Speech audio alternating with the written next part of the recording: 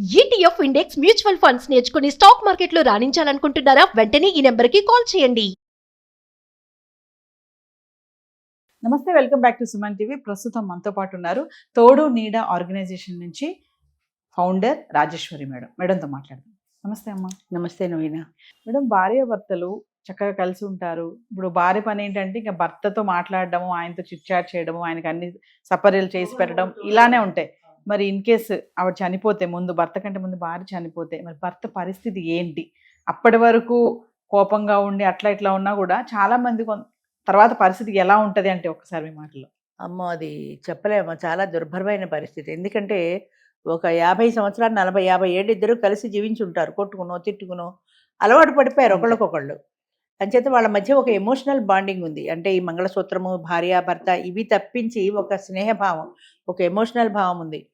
నేను చూసాను, నువ్వు నమ్ముతావో నమ్మవో, 70-80 ఏళ్ల తర్వాత భార్య చనిపోతే భర్తలు కూడా చనిపోయారు సంవత్సరం తిరగకుండా. బెంగ 80 ఏళ్ల పెళ్ళాం కోసం బెంగెందుకు అనుకుంటారు అందరూ ఉన్నా కూడా. ఎందుకంటే 80 ఏళ్ల వయసులో అయినా, ముడతలు పడ్డ శరీరంతో అయినా ఆవిడ ఆయన కాఫీ తాగాడా లేదా, అన్నం తిన్నాడా లేదా అని ఆయన్ని కనిపెట్టుకొని ఉండేది. కష్టమో సుఖమో ఏవైనా 2 కోపం వచ్చి 2 తిట్టినా ఆయన ఏదో కోపంలో ఉన్నారు లేని భరించేది. అలా భరించేటువంటి ఒక స్నేహితురాలు, భార్య అయినా స్నేహితురాలుగానే ఇన్ని సంవత్సరాలు గడిచింది. ఆ స్నేహితురాలు మిస్ అవ్వగానే ఆ మిస్ అయిన ఫీలింగ్ ఆయన మనసులో ఉంటుంది. అందరికీ చెప్పలేకపోవచ్చు, కానీ ఆయన మనసులో కుంగి కృషించి నశించారంటారు చూసావా, అలాగా కృషించి ఆ భార్య కోసమని ఆయన మనసు బాధ పడి పడి పడి పడి ఆ బెంగతో చచ్చిపోయిన వాళ్ళు నేను 2-3 చూశాను మా బంధువుల్లోనే. అంచేత భార్యాభర్తల బంధం అనేది అసలు ఎందుకు పెట్టారంటే, వాళ్ళిద్దరూ స్నేహితుల్లా కలిసి జీవనయానం చేస్తుంటారు. మధ్యలో పిల్లలు పుడతారు, ఆ పిల్లలు పెంచుతారు, పెద్ద అవుతారు, వాళ్ళు ఉద్యోగాలకు వెళ్ళిపోతారు, మళ్ళీ చివరికి వీళ్ళిద్దరే మిగులుతారు. వీళ్ళిద్దరే కలిసి జీవనయానం చేస్తూ ఉంటారు. ఆ చేసేటువంటి జీవనయానంలో ఒకళ్ళు చచ్చిపోతే రెండో వాళ్ళ పరిస్థితి ఏంటి? చాలామంది అది అంటే 50 ఏళ్ళు దాటిన తర్వాత 50-60 ఆ వయసులో చనిపోతే రెండో వాళ్ళు మిగిలిపోతారు. పిల్లల దగ్గరికి వెళ్ళలేరు. ఓల్డేజ్ హోమ్కి వెళ్ళి డబ్బులు చెల్లించుకోవడానికి అందరి దగ్గర డబ్బులు ఉండవు. సో మరి వీళ్ళ బ్రతికేంటి, వీళ్ళు ఎలా బ్రతకాలి? అందుకని వాళ్ళకు ఒక తోడు కనిపిస్తే, అంటే రీమ్యారేజ్ ద్వారా వాళ్ళకు ఒక తోడు కల్పిస్తే, అటు భార్య పోయినవాడు ఇటు భర్త పోయినవాడు వీళ్ళిద్దరూ కలిసి ఉండడం ద్వారా ఇద్దరు సీనియర్ సిటిజన్స్ కలిసి మళ్ళీ ఒక కొత్త తోడును వెతుక్కుంటారు అనే ఉద్దేశంతో పెట్టాం. అయితే ఇప్పుడు నువ్వు చెప్పింది ఏంటంటే 80 ఏళ్ళు దాటిన వాళ్ళు, 60-70 ఏళ్ళు దాటాక అప్పుడు బాగా తెలుస్తుంది బాధ అనేది. ఎందుకంటే మేడం, భార్యని అడిగినంత అంత చనువుగా కోడల్ని అడగలేరు కదా. టీ పెట్టమ్మా, కాఫీ పెట్టమ్మా అని చెప్పి అడగలేరు. వాళ్ళు ఇప్పుడు వద్దమ్మా అంటే సరే అని వెళ్ళిపోతారు. మళ్ళీ ఈయన కాఫీ కావాలని అడిగేదాకా వాళ్ళు కూడా పెట్టరు. అవును, మా నాన్నగారు మా అమ్మగారు ఊరికి వెళ్ళారు ఎప్పుడో. మా చెల్లెలు దోశలు వేస్తోంది. ఓ దోశ వేసింది, ప్లేట్లో పెట్టి ఇచ్చింది. మళ్ళీ వెళ్ళి ఇంకో దోశ తీసుకొచ్చింది. చాలమ్మా అన్నారు, వెనక్కి వెళ్ళిపోయింది. అది వద్దన్నారు కదా, వెనక్కి వెళ్ళిపోయింది. అంటే అప్పుడు ఆయన ఆశ్చర్యపోయి, అదే మేము అయితే వద్దన్నా సరే కాలు మీద చేతి మీద వేసేది, 2 తిట్టి తినేవాడిని, వద్దంటే అలా వెళ్ళిపోయావేంటే అన్నారు. అవును, మరి నువ్వు వద్దన్నావు కదా, నీ వేడి వేది కూర్చోవాట్లేదు అంటే ఎందుకు వెనక్కి వెళ్ళిపోయాను. అంటే కన్న కూతురు అయినా కూడా భార్యకి బిడ్డకి కూడా తేడా ఉంటుంది. అంటే వద్దు అన్నప్పుడు అంతలా ఎమోషనల్గా ఇంకొకటి వేసుకో, ఇంకా కొంచెం తినని పదే పదే బతిమాలరు ఎవరు. అదే ఆయన భార్య ఉంటే ఇలా బతిమాలేది. అంచేత ఎప్పుడైనా సరే భార్య స్థానంలో ఉన్న వాళ్ళది ఆ స్థానం ఎవరూ భర్తీ చేయలేరు. కన్నా పిల్లలైనా సరే భర్తీ చేయలేరు. అది కొంతమంది అంటారు మేడం, భార్య భర్తలు అంటే కేవలం శారీరక అదే ఉంటుంది, వేరే ఎమోషనల్ టచ్ ఉండదు అని కొంతమంది అంటూ ఉంటారు. చాలా తప్పు, అది చాలా తప్పు. ఎమోషనల్ టచ్చే ఎక్కువ ఉంటుంది. ఈ భార్యాభర్తల మధ్యన ఉండే శారీరక సంబంధం ఎన్నాళ్ళు ఉంటుందమ్మా? 25 ఏళ్ళ పెళ్లి చేసుకుంటే ఇంకో 25 ఏళ్ళు ఉంటుంది మహా అయితే. 60-70లో శారీరక సంబంధాలు ఉండవు కదా. కానీ వాళ్ళ మధ్య ఏ బంధం వాళ్ళిద్దరిని కలిపి ఉంచుతోంది? అలా అయితే అందరూ 70 ఏళ్ళు వచ్చాక విడాకులు ఇచ్చుకుని వెళ్ళిపోవచ్చు కదా. శారీరక బంధం లేనప్పుడు మాకెందుకు అని ఎందుకు వెళ్ళటం లేదు? ఎందుకంటే కొన్ని సంవత్సరాలు కలిసి ప్రయాణం చేయడంలో ఒక స్నేహబంధం ఉంది వాళ్ళిద్దరి మధ్యన. ఆయన కోసం ఆవిడ కోసం ఆయన. 60-70 ఏళ్ళు వచ్చిన తర్వాత ఇప్పుడు పుట్టిల్లు ఉండదనుకో, అందరూ చచ్చిపోయి ఉంటారు. పిల్లల దగ్గరికి వెళ్ళినా కూడా ఎక్కువ రోజులు ఉండలేరు, వచ్చేస్తారు. ఎందుకంటే ఆయన ఒక్కరు ఉన్నారని.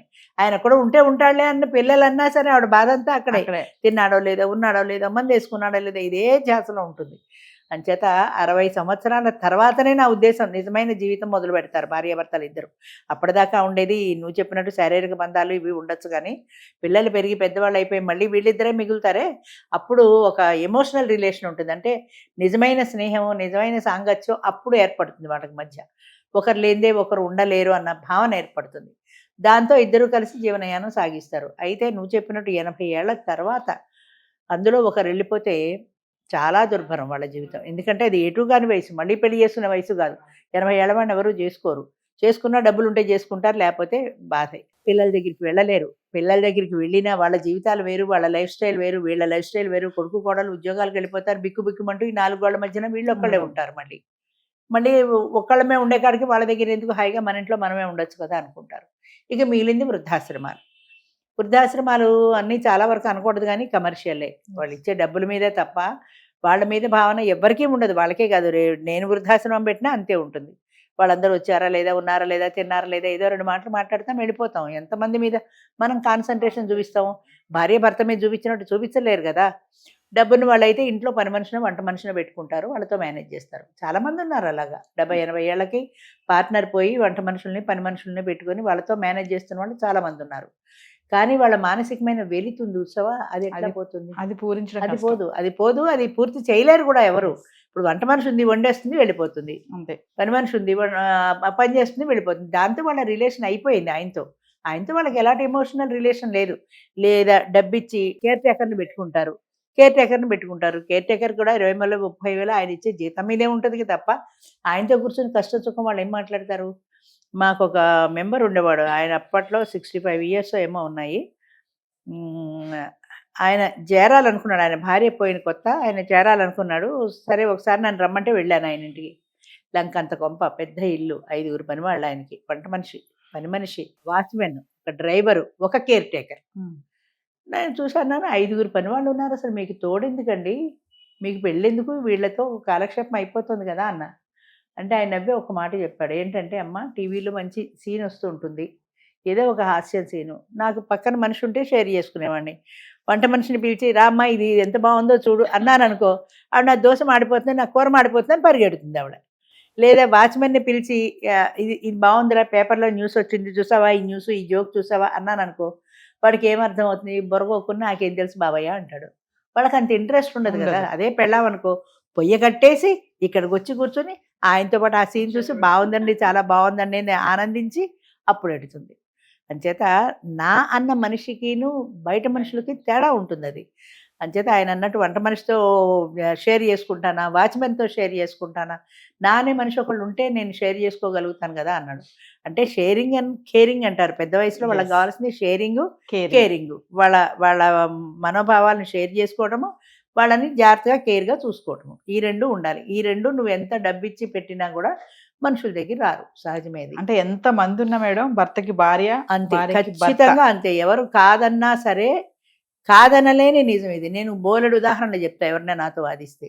భార్యకి భర్త, భర్తకి భార్య అన్నది ఎవ్వరూ కాదనలేని నిజం అది. అది ఇంకొక మనుషులు ఎవరు భర్తీ చేయలేరు కూడా అది.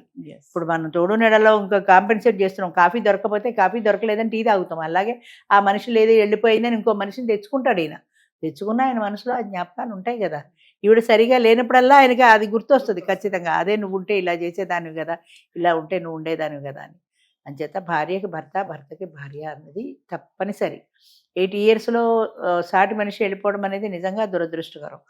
ఇంకా ఆడదానికి ఒక వెసులుబాటు ఉంది. అదే భర్త చనిపోతే ఈవిడ ఏ పిల్లల దగ్గర కాలక్షేపం చేస్తుంది.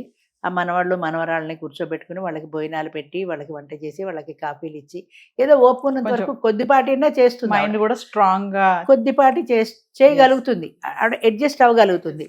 మగవాడికి ఏంటంటే అడ్జస్ట్ కాలేడు. కొడుకులింటికి వెళ్ళినా, కూతురింటికి వెళ్ళినా అడ్జస్ట్ కాడు కూడా. వాళ్ళ వల్ల కానిపోయినది. ఇవాళ నువ్వు ఆ కోడలు ఎప్పుడు కాఫీ ఇస్తుందో నోరు తెరిచి కూర్చోమంటే కూర్చోలేరు. పెళ్ళాం అయితే ఈయన కనిపెట్టుకుని ఇచ్చేది, పెళ్ళాన్ని స్వతంత్రంగా కొంచెం కాఫీ పెట్టివ్వు అని అడుగుతాడు, కోడలు అడగలేడు. అడిగినా కూడా ఆవిడ కంప్యూటర్ దగ్గర ఉండి ఇస్తామా అలాగే అంటుంది. ఆవిడ కంప్యూటర్ పని పూర్తయ్యాక ఎడుతుంది. అరగంట తర్వాత ఈయన కోపం వస్తుంది. నాకు కాఫీ ఇమ్మంటే ఇవ్వలేదు, అరగంట కంప్యూటర్ దగ్గర కూర్చుంది, నాకేం కర్మ వీళ్ళ దగ్గర పడ్డానికి అనిపిస్తుంది. సంపన్న కుటుంబాల్లో ఉన్న ఫెసిలిటీ ఏంటంటే వాళ్ళు మనుషులతో పనులు చేయించుకోగలుగుతారు. కనీసం వంట కానీ, పని మనుషులు, కేర్ టేకర్ కానీ, ఎవరు కానీ వాడిని పెట్టుకుని పనులు చేయించుకోగలుగుతారు సంపన్న కుటుంబీకులు. కానీ మరి లోవర్ మిడిల్ క్లాస్ పరిస్థితి ఏంటి, మిడిల్ క్లాస్ పరిస్థితి ఏంటి, వాళ్ళు ఎలా బ్రతకాలి? చాలా దురదృష్టం. నేను అన్నట్టు వాళ్ళు ఇంకా బెంగ పెట్టుకుని తర్వాత అలా బెంగ పెట్టుకుంటూ ఉంటారు. ఉన్నంతలో వాళ్ళు ఎవరన్నా పెట్టుకోగలిగితే ఏ మనిషిని పెట్టుకొని కాలక్షేపం చేస్తారు. ఏ కాలక్షేపం చేసినా ఆ లోటు ఎవరు భర్తీ చేయలేరు కదా. నువ్వు కాంపెన్సేట్ చేయగలవు కొంతవరకే, కానీ ఆ భార్య లేని లోటు అనేది ఉంది చూసావా, అది ఎప్పటికీ భర్తీ కాదు. మా దగ్గర కూడా 80 ఏళ్ళ వాళ్ళు బతిమాలుతుంటారు, బాబు మిమ్మల్ని ఎవరు చేసుకోరయ్యా, చేసుకున్నా కూడా మీ డబ్బు చూసో మీ ఆస్తి చూసో చేసుకుంటారు, మీ మీద ప్రేమలు ఉండవు వాళ్ళకి, అలాంటప్పుడు మీరు ఎందుకు రాకండి, ఉన్నదాంతో అడ్జస్ట్ అవ్వండి అని చెప్తుంటా. అయినా ఒకరో ఇద్దరు వస్తారు పాపం ఆశ చావక చూద్దామని. లేడీస్ అందరూ 50 ఏళ్ళ వాళ్ళు 60 ఏళ్ళ వాళ్ళు ఉంటారు. 60 ఏళ్ళ వాళ్ళు 80 ఏళ్ళ వాళ్ళు చేసుకోమంటే ఎందుకు చేసుకుంటారు? ఇంకోటి 70 ఏళ్ళ ఆవిడ ఎవరైనా ఉందనుకో, అసలు లేరు, ఉన్నారనుకో, ఉంటే ఈయన చేసుకుంటాడా? ఈయన చేసుకోడు, ఈయనకి యంగ్ కావాలి, కూర్చొని లేవలేకపోయినా నాకు యంగ్ కావాలి. యంగ్ వాళ్ళు ఆయన్ని చేసుకోరు, ఓల్డ్ వాళ్ళు నేను చేసుకోడు. సో సమస్య సాల్వ్ కాదు కదా. అంచేత ఎవరి బాధ వాళ్ళు పడవలసిందే. అయితే 70 ఏళ్ళు దాటి మా దగ్గర ఒక మెంబర్ వచ్చారు, 66 ఏళ్ళు ఆవిడకి. ఆవిడని చూసి అనుకున్నా, 66 ఏళ్ళు ఆవిడ 70లో పడుతుంది, ఎవరు చేసుకుంటారు వీళ్ళని. ఆశ్చర్యంగా 72 ఏళ్ళ ఆయన చేసుకున్నాడు. ఆయన 72, 5-6 ఏళ్ళు తేడా పనికి వస్తుంది కదా, చేసుకున్నాడు. ఇద్దరు హాయిగా ఉన్నారు, ఇప్పుడు ఖమ్మంలో ఉంటారు వాళ్ళు. ఆయన దురదృష్టవశాత్తు ఇంట్లోంచి బయటకు వస్తూ డోర్ మ్యాట్ మీద కాలు పడి జర్రమని జారి పడిపోయాడు. 3 నెలలు బెడ్ రెస్ట్ చెప్పారు ఆయనకి. ఈ భార్య ఉన్నది కాబట్టి ఈ 3 నెలలు ఆవిడ చూసుకుంటుంది. ఆవిడ లేకపోతే ఆయన పరిస్థితి ఏంటి? డబ్బులుంటే కేర్ టేకర్ని పెట్టుకోవాలి, లేదంటే పిల్లలు ఎవరు వచ్చి చేసేవాళ్ళు లేరు. ఈయన ఈ తుంటి ఎముక ఇరిగి పిల్లల దగ్గరికి వెళ్ళే పరిస్థితిలో లేడు. అంచేత అందుకోసమైనా ఒక మనిషి తోడు ఉండాలి. పెద్ద వయసు వస్తున్న కొద్దీ కూడా భార్యాభర్త అయితే ఒకరికొకరు తోడుగా ఏదో వాళ్ళ చేతనైన లెవెల్లో వాళ్ళు పనిచేస్తారు. అది లేకపోవటం అనేది నిజంగా ఒక పార్ట్నర్ని పోగొట్టుకోవడం చాలా దురదృష్టం ఆ ఏజ్లో. Thank you. థ్యాంక్ యూ అమ్మా.